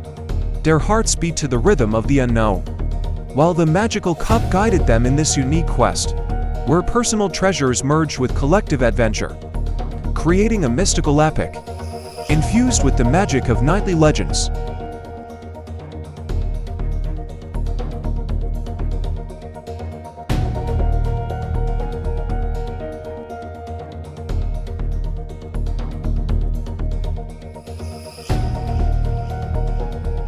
As the companions ventured further along their paths, they stumbled upon an intricately sculpted square hedge maze. The lush greenery seemed to weave a tapestry of mystery, the rustle of leaves hinting at secrets hidden within the labyrinth. The shaman, sensing the challenge ahead, reached into his bag and pulled out the enchanted cup with a determined sip.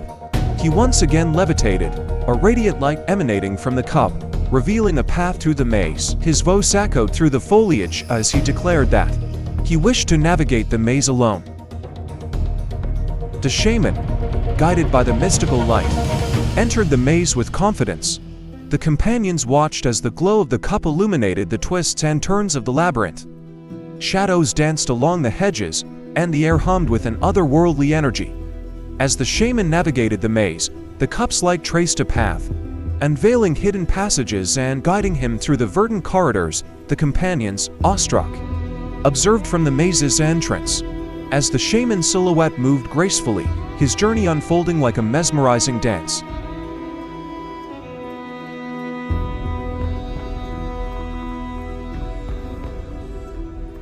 As the shaman navigated the maze, the cup's light traced a path, unveiling hidden passages and guiding him through the verdant corridors. The companions, awestruck, observed from the maze's entrance.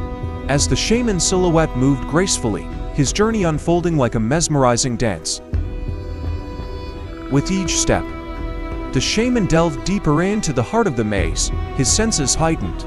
He embraced the solitude and the whispers of the enchanted foliage. The cup's light revealed not only the physical route but also illuminated the inner recesses of the shaman's being, as he sought his personal treasure within the maze of self-discovery.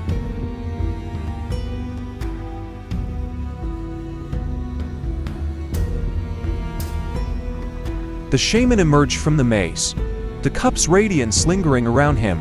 He rejoined the companions with a serene expression, having uncovered the secrets hidden within the labyrinth.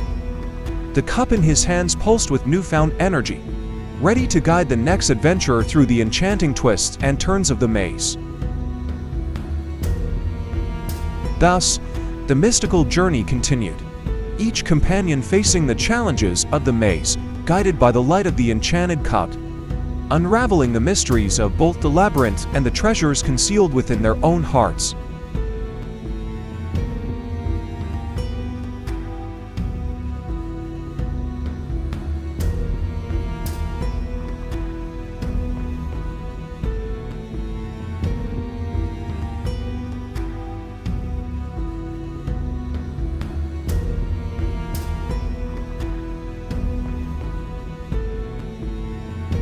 The shaman, captivated by the discovery of the ring adorned with a golden leaf, presented it to his companions with eyes shining with excitement. Intrigued, the sorcerer, skilled in magical arts, examined the ring more closely. After a moment of concentration, the sorcerer identified the magical nature of the ring. He explained wisely that this ring possessed the extraordinary power to stimulate the growth of plants and trees at an astonishing speed when placed nearby. The shaman, cradling the ring with care, decided to put its power to the test. Approaching a languishing green plant, he delicately placed the ring beside it and looked up at the sorcerer with a mix of anticipation and emotion. A ripple passed through the plant, and in an instant, it transformed. Buds burst open, leaves unfurled, and flowers burst forth in vibrant splendor. The companions watched in astonishment as magic unfolded before their eyes. Touched by the beauty of the transformation, the shaman began to cry tears of joy. The tears flowed down his cheeks as he gently caressed the lush leaves of the now flourishing plant. The ring had revealed a power that touched the shaman's heart, connecting his soul to the magic of nature. Thus, the golden ring became not only a magical artifact with astonishing power, but also a powerful symbol of the deep connection between the shaman and the natural world surrounding him.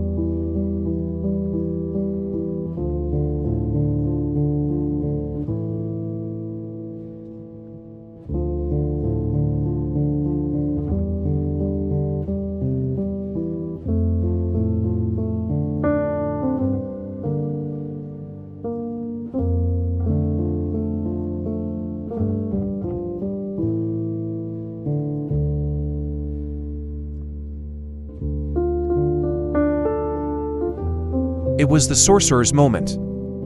His heart pounding with anticipation, he took a sip from the enchanted cup. And as the liquid touched his lips, his body lifted off the ground. Simultaneously, the cup illuminated, revealing the path towards the labyrinth.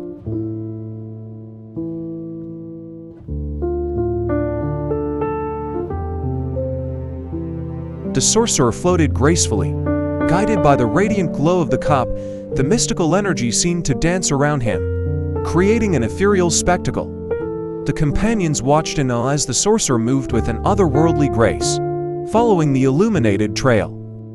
As the sorcerer navigated through the labyrinth, the cup's light not only marked the path but also interacted with the surroundings. Shadows cast enchanting patterns on the labyrinth walls, and the very air seemed to shimmer with magical energy. Meanwhile, the shaman, wielding the golden ring, continued his botanical symphony. Wherever he touched with the ring, plants and trees burst into vibrant life. The labyrinth's edges became a kaleidoscope of colors, as if nature itself was celebrating the passage of the sorcerer.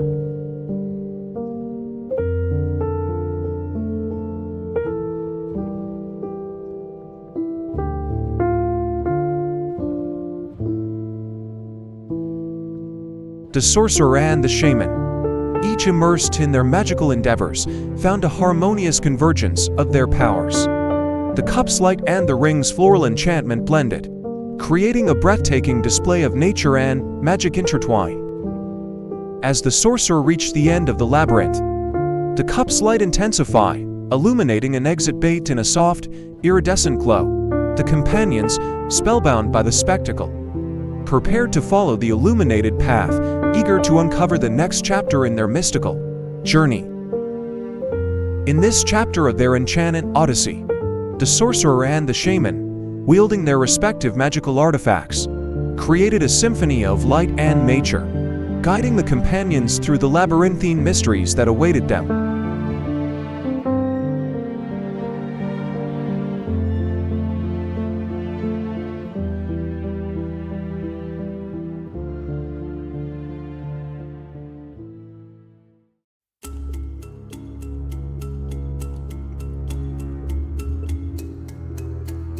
The sorcerer's ring was an intense shade of red, adorned with a glowing ruby. Intrigued by the latent power of the object, the sorcerer performed a magical act to unveil its mystery.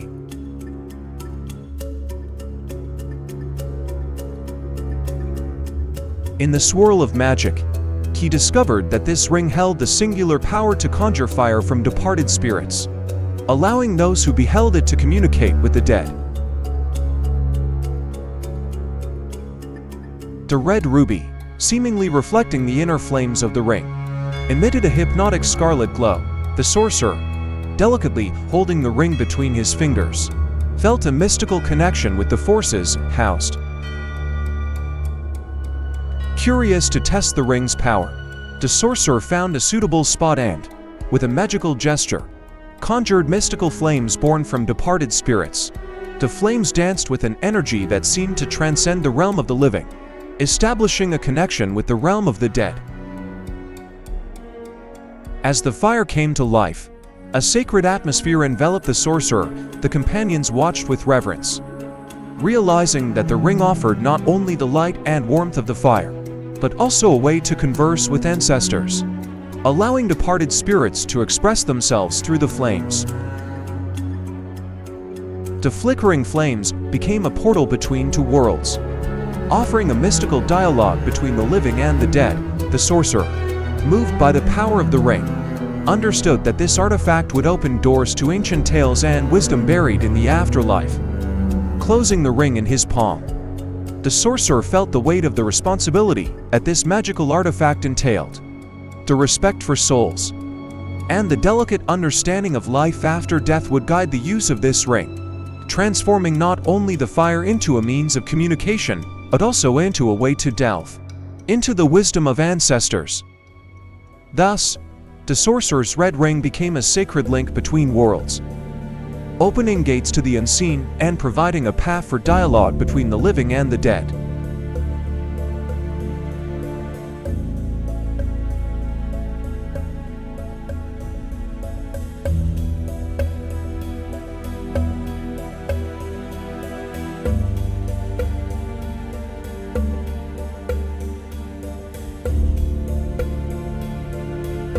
It was now Emily's turn to step forward. She took a sip from the enchanted cup, and as she did, it emanated a radiant light, revealing a new path leading to a fresh labyrinth. Emily, guided by the glowing trail, followed it into a realm of mysteries. Intrigued by the magical journey that lay ahead, Emily stumbled upon a magnificent diamond ring hidden within the labyrinth. She showed it to the sorcerer, who, with a touch of magic, unveiled its secrets.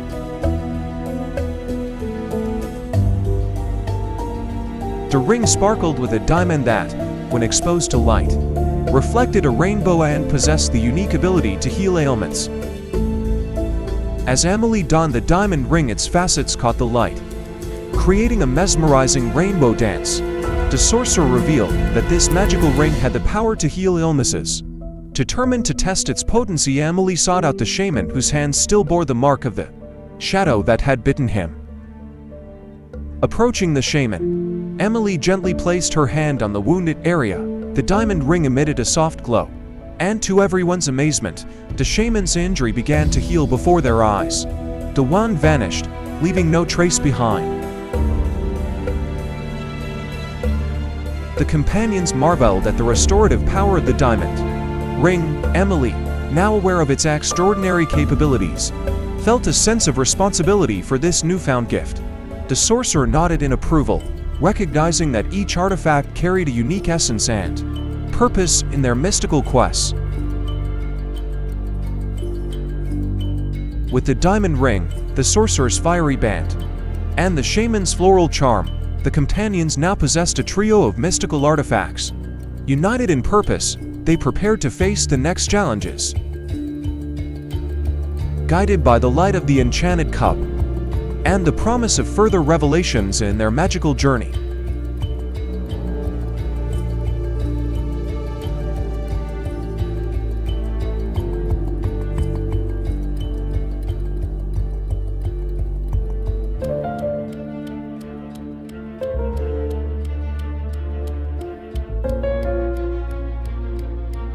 It was now David's turn to drink from the cup that illuminated, revealing the labyrinth's path.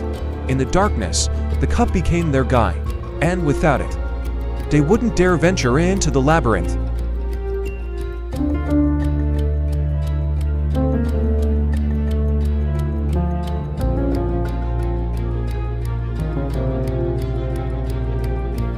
David found a ring adorned with a black diamond, showed it to the sorcerer to understand its gifts. As soon as he put it on, his arm lifted, the stars twinkled, and David claimed to hear the stars speaking to him. David's ring, adorned with the black diamond, quickly unveiled its unique power. His raised arm pointed toward the sky, where the stars, seemingly responding to the ring's call, shone brightly.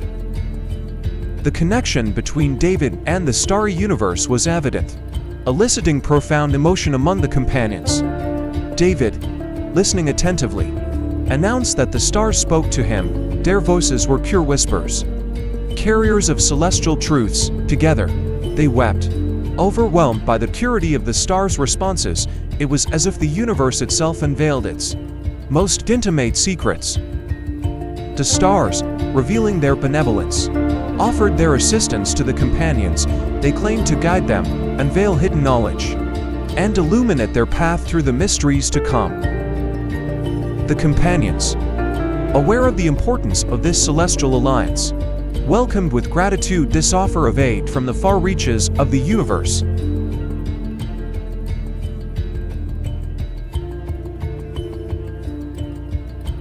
In this transcendent moment, the companions understood that each magical artifact they possessed was an essential piece of the divine puzzle.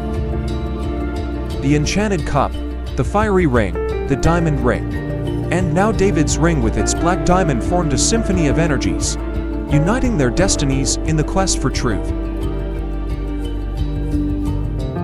Guided by the light of the cup and the wisdom of the stars, the companions prepared to face the unknown that awaited them. They knew that the celestial alliance with the stars would provide answers to the deepest questions and guide them through the hidden shadows of the mystical labyrinth.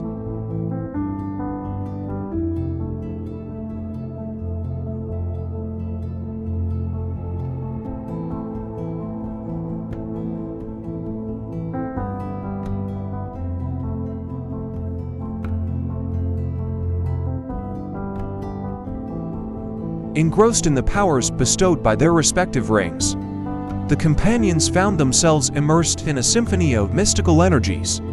The shaman, adorned with his floral ring, could make trees bloom and their fruits ripen at will. The sorcerer possessed a small flame in his hand with which he conversed on various matters. Emily, too, found herself communing with nature. causing trees and all that existed around her to respond to her presence.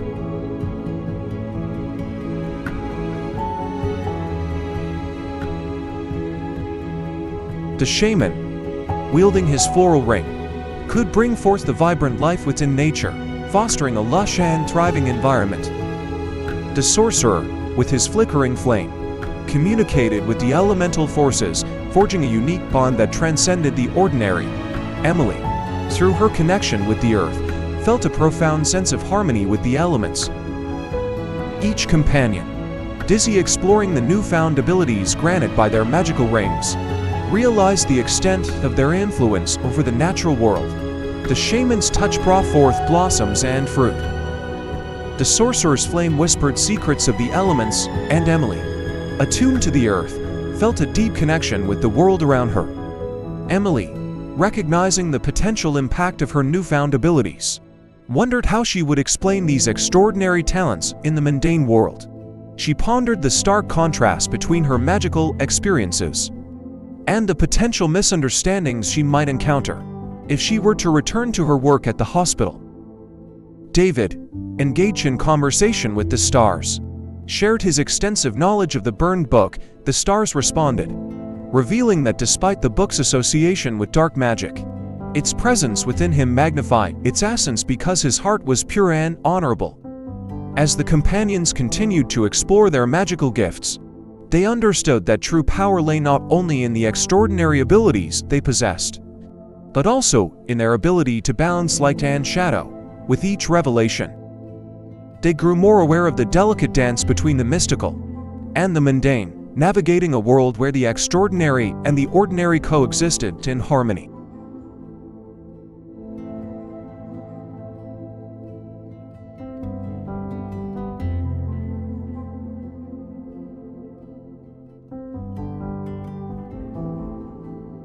The next morning, the shaman was already up at 6 a.m. Ready for a new day of adventures. He and the sorcerer headed to the shop, and upon arrival, the shaman offered a bottle of alcohol to the shopkeeper.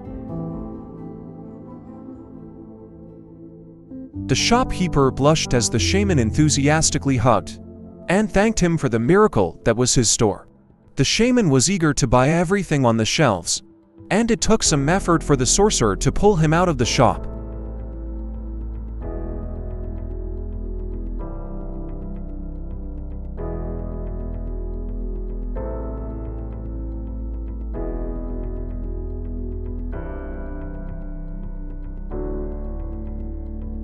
They ended up purchasing a book on magical plants, which the sorcerer and the shaman couldn't wait to use to create new remedies.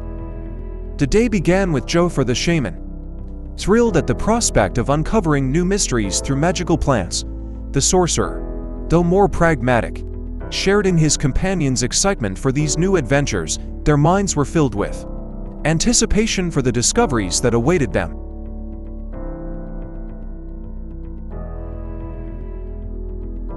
Back at their home, the shaman and the sorcerer delved into the book on magical plants. The pages reveal ancient secrets, mystical properties, and long-forgotten recipes. They immediately set to work concocting new remedies, combining their expertise to create potions with extraordinary virtues. In the kitchen, an atmosphere of magical alchemy prevailed as the shaman and the sorcerer mixed, infused, and created elixirs with vibrant colors. Intoxicating aromas filled the room, and magic manifested through their skillful gestures. They knew these new creations could be a precious aid in the days to come. Between preparations, the shaman and the sorcerer shared bursts of laughter, celebrating their friendship and the discovery of the magical treasure that was the shop. Remedies took shape, filling the room with a vibrant and benevolent energy.